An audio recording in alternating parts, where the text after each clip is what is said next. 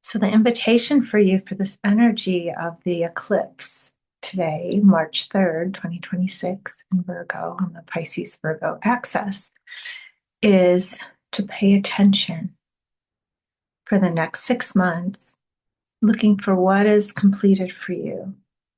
What is this eclipse season, which can go on for the next 6 months? What is it revealing for you that's completed?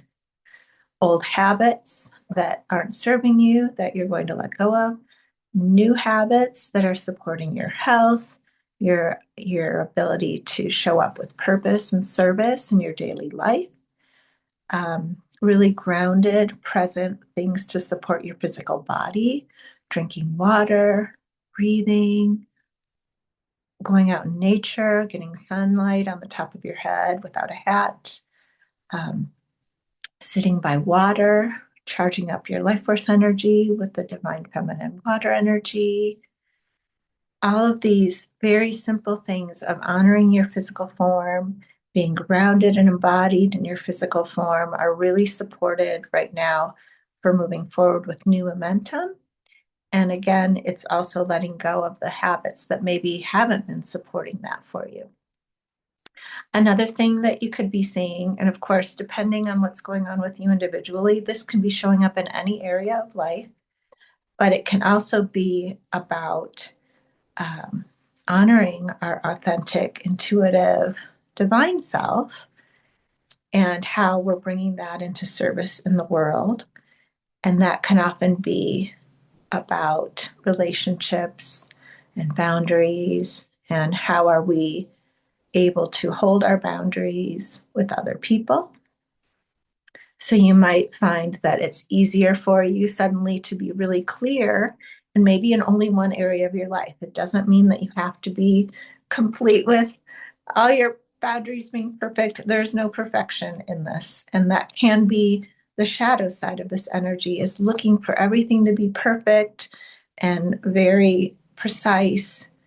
But we're human beings in this physical body. So it's allowing for this shifting in gentle layers, in gentle, really grounded, present daily habits where you can bring in your new choices with clarity and intention and let go of things that are perhaps limiting you or holding you back in your daily habits and choices. So that's going to be unfolding for everyone in different areas of their life over the next 6 months or so. But looking at, are there specific areas of, let's use boundaries for an example, say in work, where you're now suddenly feeling like you can see the old pattern.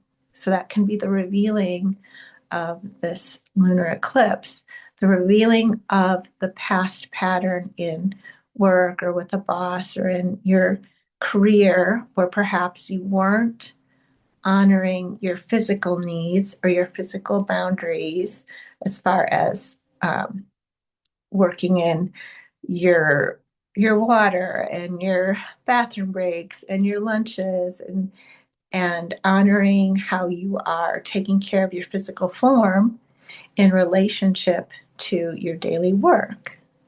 So this could be something that is a boundary within yourself with how you're treating your body, the choices you're making, and how you're meal planning or eating sustainable food for your energy during the day versus living on sugar and caffeine and carbs. It could take a lot of different forms for everyone, of course. But then it could also be about your daily showing up for work with a coworker or an authority figure, or perhaps you've been stifled or in unworthiness or unlovability or undervaluing what you're bringing to that situation. And that is being revealed in a reflection of how, oh, I can see where I'm not speaking up and sharing my ideas, or I haven't been really clear on what my needs are with something in relationship to that on a daily basis. Because this energy is looking at what are our daily physical, embodied, practical energies and experiences, situations, habits that are showing up, and how can we be paying attention to see if this eclipse is showing you, again, for this example, oh, it's really not honoring my body to have things such and such and such. So I need to have an honest conversation and stand up for myself to see if we can renegotiate a situation that honors my boundaries more. So that's just an example of something that you could be really clear on. And in a way, it's also that this energy is supporting you so much right now in the next 6 months for sorting through what those things are that aren't working and are, but don't feel like you have to renegotiate your whole life. See what shows up. So again, that's why I say pay attention, because you might have that aha, oh, it's this area that I I feel ready to make a change in. And then it's not a decision from the mind. This is an inner knowing of, oh, this is what isn't in alignment any longer. This is not feeling good to me. This feels constricting or restricting. It can feel tight in your body or your chest or your tummy when you're pushing up against it on a daily basis. So it's paying attention to notice what those things are, and then honoring, oh, I see now, I'm noticing with awareness that that situation doesn't feel good to me. So how can I, in a very grounded, aware, conscious way, choose and set intention to have a mindful conversation that's honoring me and the other person to renegotiate that situation so that it feels expansive and good and sustainable long term in a grounded physical way in your body and in your life.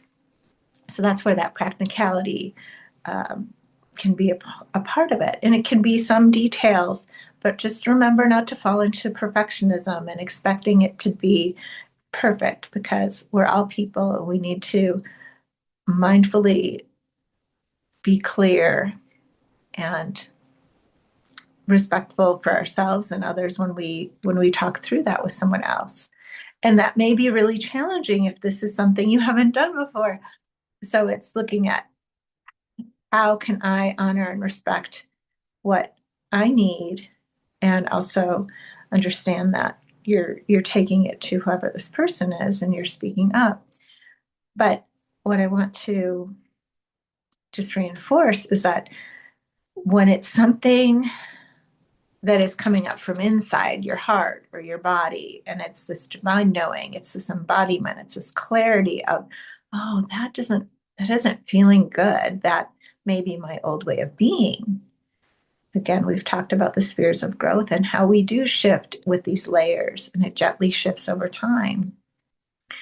That when these things, that one area comes up and you feel really clear that, oh, yeah, that's the thing that is ready to shift. And I'm ready to step forward into a new intention, a new choice, a new clarity of how things could be better aligned to support my body, my daily work, my service in the world, to show up more authentically and honestly as yourself in an aligned way.